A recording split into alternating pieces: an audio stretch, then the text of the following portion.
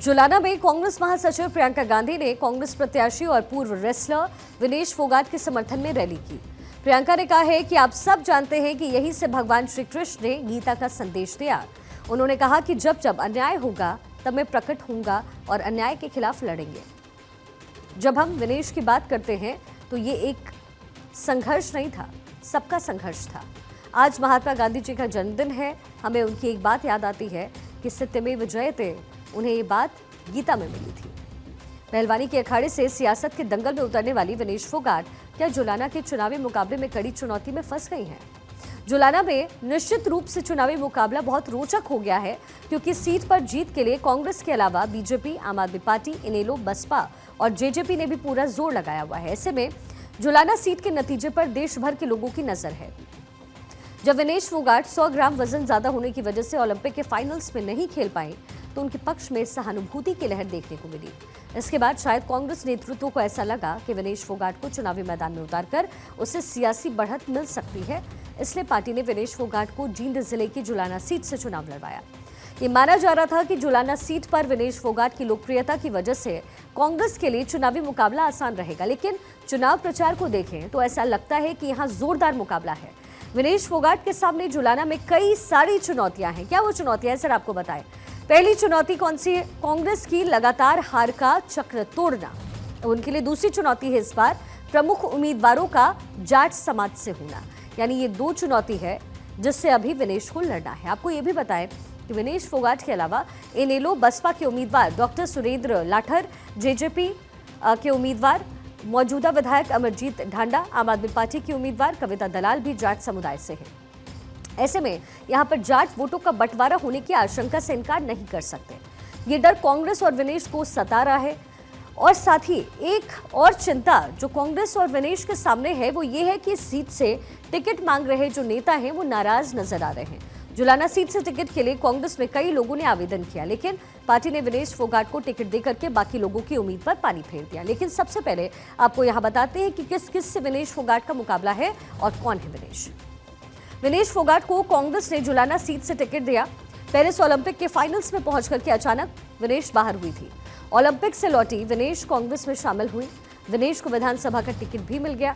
विनेश के सामने आपकी कविता दलाल है, जेजेपी के मौजूदा विधायक अमरजीत ढांडा भी है। जुलाना में पिछले 15 साल से कांग्रेस जीत नहीं पाई है, यानी कि 2005 में कांग्रेस ने यहां से आखिरी जीत का स्वाद चखा था। और ऐसे में अब सवाल है कि क्या जुलाना में कांग्रेस का विनेश फैक्टर चल पाएगा?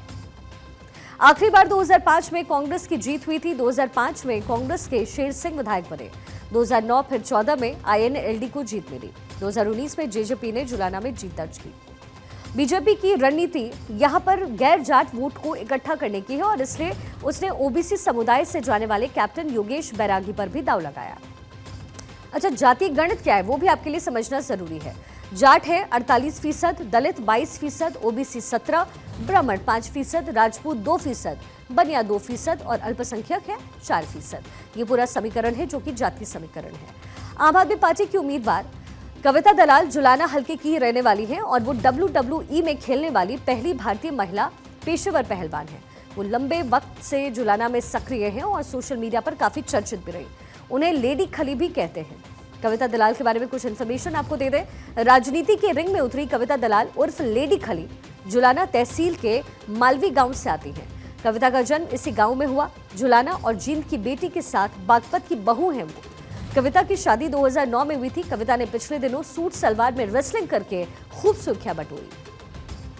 WWE में जाने वाली पहली भारतीय महिला पहलवान बनी। पहलवानी में कविता दलाल जाना पहचाना नाम है और अब चुनावी मैदान में ताल ठोक रही हैं। आपने जींद की जुलाना सीट से उन्हें उम्मीदवार बनाया। कविता का मुकाबला दूसरी मशहूर पहलवान विनेश फोगाट से होने वाला है। विनेश फोगाट के लिए जुलाना में एक चुनौती ये भी है कि भले ही इस हलके में उनका ससुराल है, लेकिन लोगों से उनका सीधा जुड़ाव है नहीं। उनके मुकाबले कविता दलाल, अमरजीत ढांडा, डॉक्टर सुरेंद्र लाठर की पकड़ यहाँ पर ज्यादा है। सुरेंद्र लाठर बीजेपी के से टिकट मांग रहे थे, लेकिन जब उन्हें टिकट नहीं मिला तो वो इनेलो बसपा से उम्मीदवार बन गए। जुलाना सीट पर इनेलो भी काफी मजबूत दिखती है और 2009 और 14 के विधानसभा चुनाव में यहां पर इनेलो ही जीती। ऐसे में विनेश की राह आसान फिलहाल नजर नहीं आ रही है। जुलाना में आईएनएलडी, जेजेपी भी मजबूत स्थिति में है। 2019 के विधानसभा चुनाव में जेजेपी के विधायक बने। जेजेपी के अमरजीत ढांडा 24,000 वोटों से वहां जीते और इस बार अमरजीत को एएसपी का भी समर्थन है। यहां लगभग 32,000 दलित मतदाता हैं, इसलिए अमरजीत भी इस सीट पर कांग्रेस की राह मुश्किल कर रहे हैं। आपको बता दें कि जुलाना हलके में जाट बाहुल्य है और आज तक यहां के सभी विधायक इसी समुदाय से बने। लेकिन अगर जाट वोटों का बंटवारा हो गया तो फिर निश्चित तौर पे ही कांग्रेस और विनेश फोगाट के लिए जुलाना में जीतना आसान नहीं होने वाला है। देखिए, हरियाणा विधानसभा चुनाव की जो सियासी जंग है वो फतेह करने के लिए कांग्रेस ने अपनी पूरी ताकत लगाई है। हरियाणा में पूर्व मुख्यमंत्री भूपेंद्र सिंह हुड्डा की गढ़ के रूप में रोहतक, झज्जर और सोनीपत जिले को जाना जाता है। कहा जाता है कि इन 3 जिलों में भूपेंद्र सिंह हुड्डा की मर्जी के बिना राजनीति में परिंदा भी पर नहीं मारता। लेकिन अब लग रहा है कि भूपेंद्र सिंह हुड्डा के गढ़ में सेंध लगनी शुरू हो गई, जिससे घबरा करके भूपेंद्र सिंह हुड्डा राहुल गांधी की जनसभाएं करवा रहे हैं। यदि बहादुरगढ़, सोनीपत और गोहाना में कांग्रेस जीत रही है तो फिर राहुल गांधी को इन विधानसभा सीटों पर आने की जरूरत क्यों पड़ी? यदि राहुल गांधी बहादुरगढ़, सोनीपत और गोहाना में आए हैं तो इसका मतलब ये है कि राहुल गांधी की जिम्मेदारी इन तीनों सीटों को बचाना है। अब आज की तारीख में इन तीनों ही सीटों पर कांग्रेस फंसी हुई नजर आ रही है, क्योंकि कमजोर क्षेत्रों पे फोकस इस समय कांग्रेस का है, जैसे कि करनाल, पानीपत और सफीदो विधानसभा सीट। कुल 10 सीटों में से 5 सीटें बीजेपी के पास यहां है। हिसार की 7 में से 4 सीटें बीजेपी और 3 जेजेपी के पास थी। जेजेपी के विधायक बाद में बीजेपी में चले गए। ऐसे में कुल हो गई 17 सीटें, जिसमें से 4 कांग्रेस के पास है। नीलोखेड़ी के निर्दलीय विधायक अब कांग्रेस के उम्मीदवार हैं। राहुल का असंध और बरवाला की रैली में इन क्षेत्रों पर जोर था। हिसार से पूर्व सांसद सुरेंद्र सिंह बीजेपी छोड़कर के कांग्रेस पहुंच चुके हैं। कांग्रेस में आने से पार्टी को हिसार और जींद में फायदा मिलने की भी उम्मीद जाहिर की जा रही है। अब गोहाना की सीट पर लगातार 4 बार विधानसभा चुनाव से जगबीर मलिक जीत करके परचम लहराते आए हैं, लेकिन इस बार गोहाना सीट का माहौल एकदम बदल गया है। बीजेपी उम्मीदवार अरविंद शर्मा ने जगबीर मलिक के लिए खतरे का सायरन बजाया है। सूत्रों के मुताबिक कांग्रेस के सभी तमाम नेताओं ने भूपेंद्र हुड्डा से कहा था कि जगबीर मलिक बुजुर्ग हो गए हैं, इसलिए उन्हें टिकट ना दिया जाए। लेकिन भूपेंद्र हुड्डा ने किसी की भी नहीं सुनी और जगबीर मलिक को टिकट देकर अपने बलबूते पर चुनाव जितवाने का ऐलान किया। अब आज की तारीख के चुनावी हालात ये बता रहे हैं कि गोहाना सीट पर भाजपा के अरविंद शर्मा लगातार जीत की तरफ आगे बढ़ रहे हैं और कांग्रेस के जगबीर मलिक लगातार हार की तरफ बढ़ रहे हैं। जगबीर मलिक की हार को बचाने के लिए भूपेंद्र सिंह हुड्डा ने राहुल गांधी का यहां पर सहारा लिया है। हरियाणा विधानसभा चुनाव की जंग जीतने के लिए कांग्रेस ने अपनी पूरी ताकत झोंक दी है। 2 रैलियां करने के पश्चात अब राहुल गांधी ने रथ यात्रा शुरू कर दी है, क्योंकि रथ यात्रा के जरिए ज्यादा से ज्यादा लोगों से संपर्क साधा जा सकता है।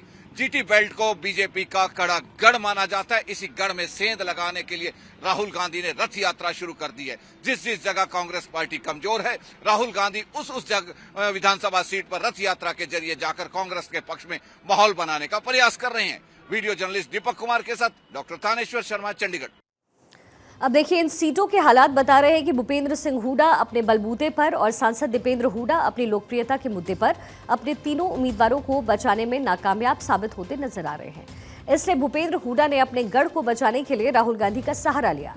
राहुल गांधी की जनसभाओं के बलबूते पर कांग्रेस के इन सीटों पर जीत क्या वो पाएगी, ये बड़ा सवाल है।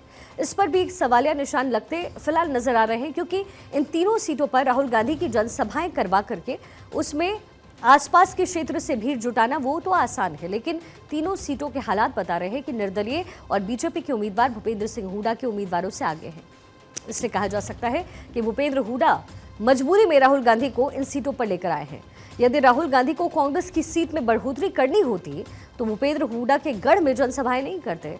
यदि राहुल गांधी भूपेंद्र सिंह हुड्डा के सबसे मजबूत गढ़ झज्जर, रोहतक और सोनीपत में उम्मीदवारों के लिए प्रचार करने आए हैं, तो इससे साफ जाहिर होता है कि भूपेंद्र सिंह हुड्डा के गढ़ में सेंध लगनी शुरू हो चुकी है। भूपेंद्र सिंह हुड्डा को अपनी हार का अब डर सताने लग गया है।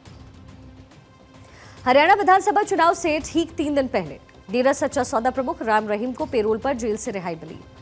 वो बुधवार की सुबह भारी सुरक्षा के बीच रोहतक की सुनारिया जेल से बाहर आया। हालांकि चुनाव आयोग ने कई शर्तों के आधार पर उसे 20 दिनों की पेरोल दी। इस तरीके से वो ना तो हरियाणा में रहेगा और ना ही चुनाव प्रचार करेगा। समझा जा सकता है कि राम रहीम अभी भी हरियाणा में कितना प्रभावी है। कांग्रेस ने भारतीय चुनाव आयोग को चिट्ठी लिख करके आपत्ति जाहिर की, लेकिन उसकी आपत्ति को दरकिनार किया गया।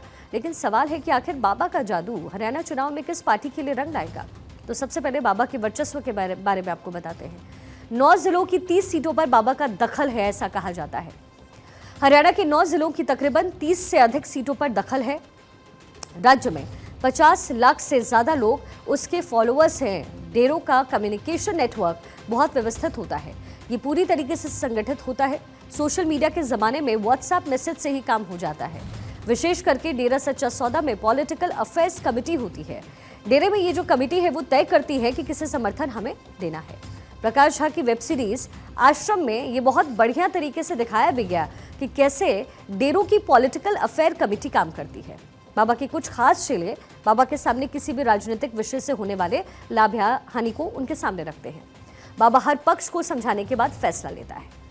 अब बात बाबा के दलित वोटर्स में वर्चस्व की करें तो हरियाणा में सबसे ज्यादा पार्टियों के अंदर दलित वोट की मारामारी है, आप जानते हैं, क्योंकि कांग्रेस कह रही है कि जाट वोट उनके साथ है, तो पंजाबी हिंदू और पिछड़ा वोट अधिकतर बीजेपी के साथ। बनिया और ब्राह्मण वोट जो है वो कुछ टूट करके कांग्रेस की ओर जा सकते हैं। प्रदेश में तकरीबन 20% आबादी दलित वोटर्स की है। अब जाहिर है कि हर पार्टी चाहती है कि दलित वोट किसी न किसी तरीके से उसके साथ आ जाए। इनेलो ने दलित वोट के लिए बीएसपी से गठबंधन किया, तो जेजेपी ने आजाद समाज पार्टी को अपने साथ वो लेकर आई। पर बताया जा रहा है कि इस बार राज्य में बीएसपी और आजाद समाज पार्टी कुछ खास कर नहीं पा रही है। आम आदमी पार्टी का कैंपेन देख करके लग रहा है कि वो इन चुनाव में हथियार डाल चुकी है। चुनाव से ठीक पहले राम रहीम को फरोल दिए जाने का असर तो होगा, विशेष करके कांग्रेस का कुछ तो नुकसान जरूर होगा। दरअसल हरियाणा के गांव में जाट की दबंगई अभी भी पहले ही जैसी है। ऐसी समुदाय अभी जाटों से घुल मिल नहीं पाता है। बाबा की रिहाई से दलित समुदाय के बहुत सारे वोट बीजेपी को स्थानांतरित हो सकते हैं। बता दें कि राम रहीम को 4 साल में 11 बार पेरोल या फरलो मिली है। दिलचस्प बात यह है कि इनमें 8 बार ठीक चुनाव से पहले रियायत दी गई।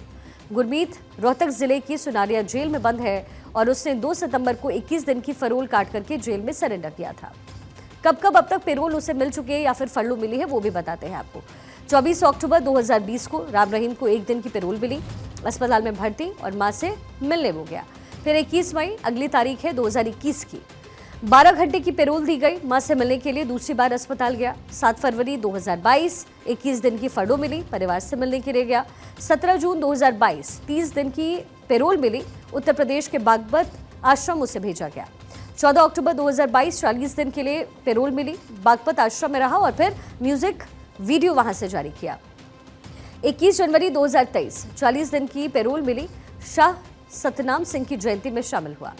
20 जुलाई 2023 30 दिन की पेरोल पर जेल से बाहर आया, बागपत के बरनाबा आश्रम में वो रहा। 21 नवंबर 2023 21 दिन की फरलो मिली और बरनाबा आश्रम में ही रहा। 19 जनवरी 2024 50 दिनों के लिए पेरोल पर जेल से बाहर आया। ये वो समय था जब लोकसभा चुनाव करीब आ गए। 13 अगस्त 2024 21 दिन की फरलो को हाईकोर्ट ने मंजूरी दी। हरियाणा में विधानसभा चुनाव और उत्तर प्रदेश में उपचुनाव नजदीक आया। अब इस साल हुए लोकसभा चुनाव में भी राम रहीम जेल से बाहर आना चाहता था। उसने कहा कि मैं 14 दिन की पेरोल पर का हकदार हूं। हालांकि हाईकोर्ट की सख्ती के बाद सरकार ने राम रहीम को पेरोल नहीं दिया। आपको अब ग्राफिक्स के जरिए जरा बताएं कि पिछले कई चुनाव में बाबा राम रहीम किस पार्टी के साथ रहा है, क्योंकि अब जो चुनावी मन की बात है वो आपको समझ में आएगी कि हो क्या रहा है। दरअसल 2007 में पंजाब में कांग्रेस को समर्थन दिया, 2014 में लोकसभा चुनाव में बीजेपी को समर्थन दिया, 2014 हरियाणा विधानसभा चुनाव में बीजेपी के साथ रहा, 2015 में दिल्ली विधानसभा चुनाव बीजेपी के साथ रहा, 2017 पंजाब विधानसभा चुनाव वो एसएडी के साथ रहा, शिरोमणि अकाली दल के साथ। 2022 समधी ने अमरिंदर सिंह के लिए रैली करवाई। 2024 लोकसभा चुनाव में बीजेपी को समर्थन उसकी तरफ से हासिल हुआ। अनुयायियों के राम रहीम पर इस अटूट विश्वास और प्रभाव की वजह से ही शायद राजनीतिक पार्टियों ने उसके जेल जाने के बाद भी राम रहीम के खिलाफ कभी भी कोई बयान नहीं दिया। डेरे के आसपास सच नाम से चलती दुकानें, अस्पताल, स्कूल, अखबार और अनुयायियों की आस्था से पता चलता है कि डेरे में राम रहीम नहीं है, लेकिन उसका जो सिस्टम है वो अभी भी बरकरार है। चलिए अब आगे बढ़ते हैं। बिहार की राजनीति में प्रशांत किशोर जो हैं उनकी जन सुराज पार्टी की एंट्री हो चुकी है। बुधवार को पटना के वेटरनिटी ग्राउंड में प्रशांत किशोर ने जन सुराज को आधिकारिक तौर पर लॉन्च कर दिया। इसी समुदाय से आने वाले मनोज भारती को जन स्वराज का पहला कार्यवाहक अध्यक्ष बनाया। पीके ने उनके नाम की घोषणा करते हुए कहा कि भारती को इसलिए अध्यक्ष नहीं चुना गया कि वो दलित समुदाय से है, बल्कि इसलिए चुना गया क्योंकि वो काबिल हैं और दलित समुदाय से भी आते हैं। 4 देशों में राजदूत रहे मनोज भारती मधुबनी से बताए जाते हैं। पीके ने जैसे ही उनके नाम का अनाउंसमेंट किया, उन्होंने हाथ जोड़ करके लोगों का अभिवादन किया। पूर्व आईएफएस ऑफिसर मनोज भारती का कार्यकाल मार्च तक रहेगा और इसके बाद अध्यक्ष चुनने को लेकर के फिर से चुनाव होगा। जन स्वराज के कार्यवाहक अध्यक्ष मनोज भारती बनाए गए हैं। मधुबनी के रहने वाले हैं, एससी समुदाय से आते हैं। स्कूली शिक्षा नेतरहाट से हुई। आईआईटी कानपुर से इलेक्ट्रिक इंजीनियरिंग का कोर्स किया। आईआईटी दिल्ली से एमटेक उन्होंने किया। फिर 1988 में यूपीएससी क्वालिफाई किया। कई देशों में भारत के राजदूत के तौर पर वो रहे हैं। प्रशांत किशोर ने ऐलान किया कि 2025 तक नहीं रुकना है। 2024 में ही बिहार की दूसरी पार्टियों का हिसाब कर दिया जाएगा। नवंबर 2024 में बिहार की 4 विधानसभा सीटों पर उपचुनाव होना है। रामगढ़, तरारी, बेलगांव और इमामगंज, ये वो तमाम सीटें जिस पर जन स्वराज पार्टी अपने कैंडिडेट्स को उतारने वाली है इन उपचुनाव में। दल के अध्यक्ष के कार्यवाहक अध्यक्ष के तौर पर मनोज भारती जी, जो अनुसूचित समाज के हैं, लेकिन ये प्रशांत किशोर से ज्यादा काबिल आदमी है। प्रशांत किशोर नेतरहाट का परीक्षा 2 बार दिए, नहीं पास कर सके। ये भाई साहब पास किए हैं। प्रशांत किशोर आईआईटी नहीं गए हैं, ये आईआईटी गए हैं। Prashant Kishor IAS, IPS, IFS नहीं हैं, ये सज्जन आईएफएस रहे हैं। 4 देशों में भारत के राजदूत रहे हैं, बिहार का गौरव बढ़ाया है। प्रशांत किशोर ने कहा कि पार्टी में जनप्रतिनिधियों के लिए वापसी का अधिकार यानी राइट टू रिकॉल लागू होगा। अपेक्षा पर खरे नहीं उतरने वाले लोग वापस होंगे। पार्टी टिकट देने से पहले सभी से शपथ पत्र लेगी। अगर कैंडिडेट जीत जाता है तो उसकी विधानसभा में जन स्वराज के 1/3 संस्थापक सदस्य अगर उसके खिलाफ अविश्वास प्रस्ताव लाते हैं तो वोटिंग होगी। मतदान में हारने के बाद शपथ पत्र के मुताबिक उसे इस्तीफा देना पड़ेगा। ये तमाम बातें प्रशांत किशोर की तरफ से कही गई।